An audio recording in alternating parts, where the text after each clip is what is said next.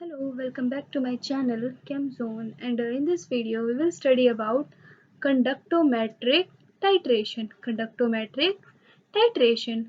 Now what are conductometric titration?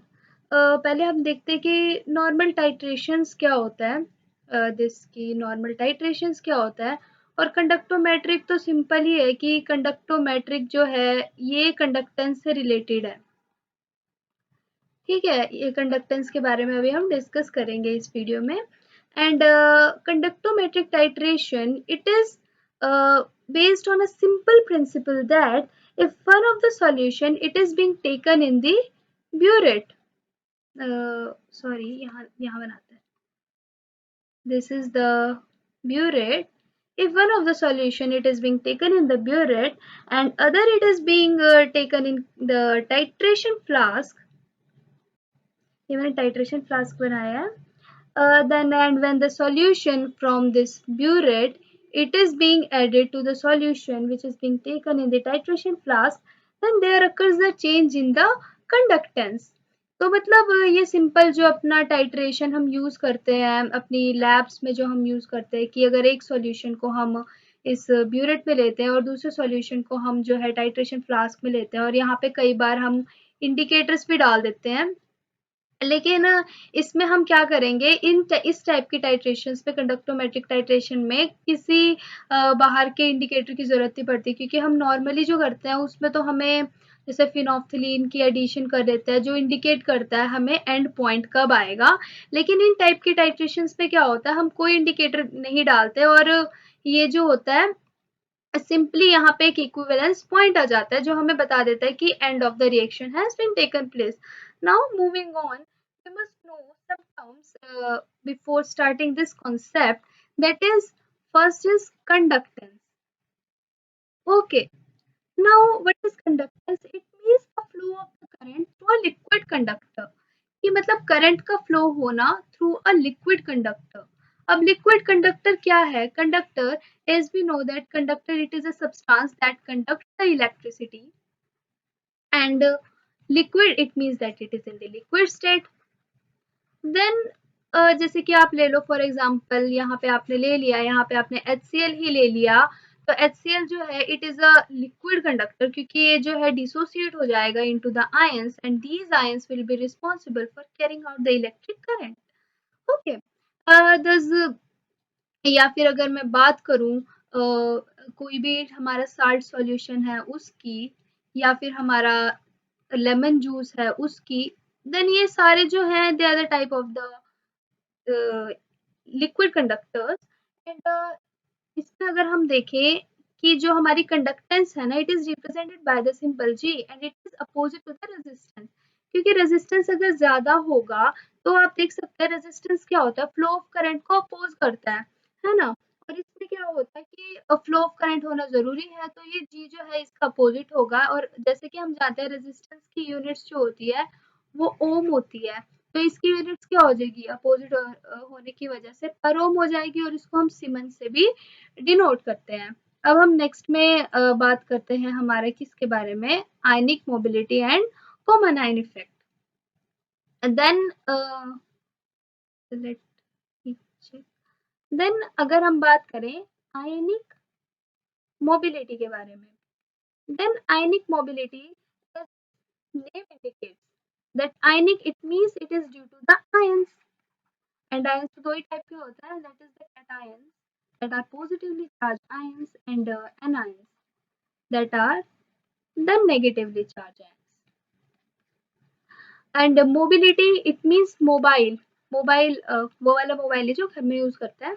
Mobile का मतलब होता है कि मूवमेंट, ठीक है, any type of movement, movement को शो करना.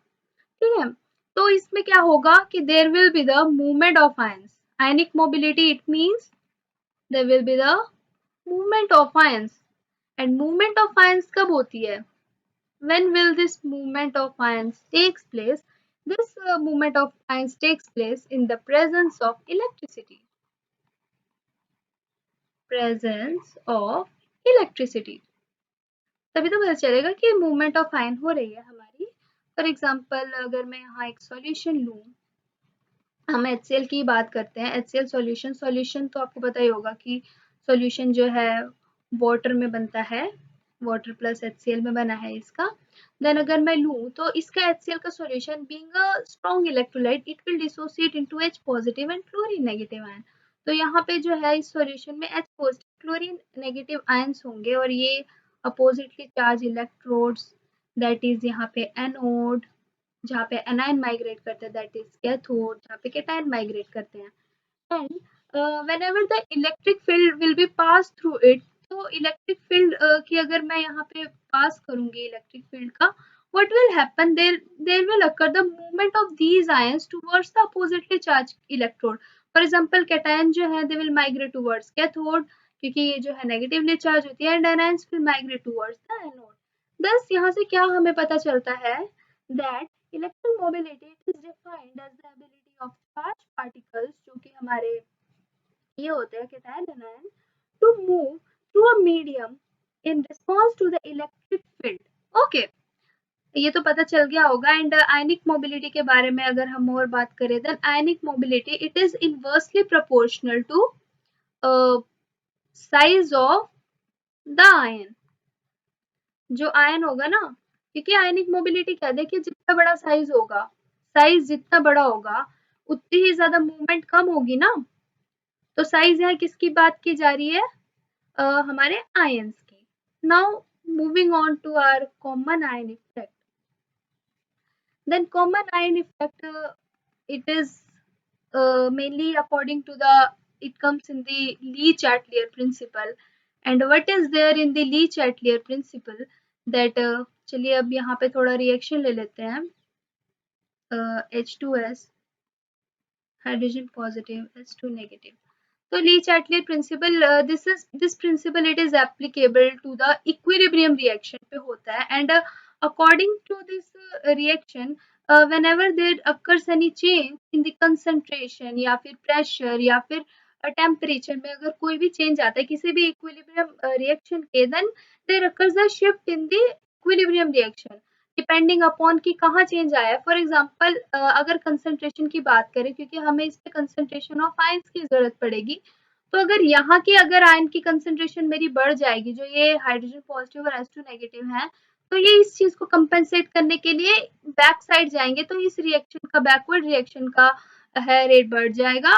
वैसे तो इक्विलिब्रियम में ही रहती है दोनों, जितना बैकवर्ड फॉरवर्ड, लेकिन ये वाली रिएक्शन जो है होगी हमारी उस टाइम, ये वाली रिएक्शन होगी that is the backward reaction. Okay, ये है हमारा कॉमन आयन इफेक्ट के बारे में अभी हमने पढ़ा है। तो ये कैसे बढ़ेगा, for example HCl and as we know that, अगर इसी एग्जांपल को प्रोसीड करें that H2S it is a weak electrolyte in the solution. Weak electrolyte, it means it dissociates incompletely or partially, we can say that. Thus, and HCl, it is a strong electrolyte and it dissociates completely. तो HCl के addition से क्या हो रहा है, that there is occurring the increase in the concentration of this hydrogen positive ions, and as the concentration of the ions in products is being increasing, जो hydrogen ions वो तो प्रोडक्ट के आयंस है, तो प्रोडक्ट्स के ions की concentration जैसे increase हो रही है, तो ये वाली रिएक्शन जो है H2S वाली ये बैकवर्ड जाएगी, क्योंकि ली चार्टले प्रिंसिपल लगा है, इक्विलिब्रियम इक्विलिब्रियम चेंज आएगा। ठीक है, दस क्या होगा, पहले ही वो बेचारा कम डिसोसिएट करा था और HCl के एडिशन से और कम डिसोसिएट हो गया। तो यही इसी इफेक्ट को हम बोलते हैं कॉमन आयन इफेक्ट, क्योंकि ये जो इफेक्ट है, ये इफेक्ट कब लगा है, जब हमारे जो हमने एडिंग की है जिस सब्सटेंस की दैट इज द HCl, इसके और जो हमारा पहले से था उसके आयंस में कुछ कॉमन मिला that is the hydrogen positive. तो ये इफेक्ट हमारा तब ऑपरेट हुआ है जिस वजह से there has occurred the suppression in the dissociation of the weak electrolyte. ठीक है, इस वीडियो में हम बस इतना ही डिस्कस कर पाए कंडक्टोमेट्रिक टाइट्रेशन की तीन चीजें, क्योंकि ये इम्पोर्टेंट है फर्दर आगे प्रोसीड करने के लिए। और नेक्स्ट वीडियो में हम कंडक्टोमेट्रिक टाइट्रेशन के बारे में फर्दर पढ़ेंगे कि उसके कितने डिफरेंट टाइप्स हैं। Now see you in the next video, part 2 of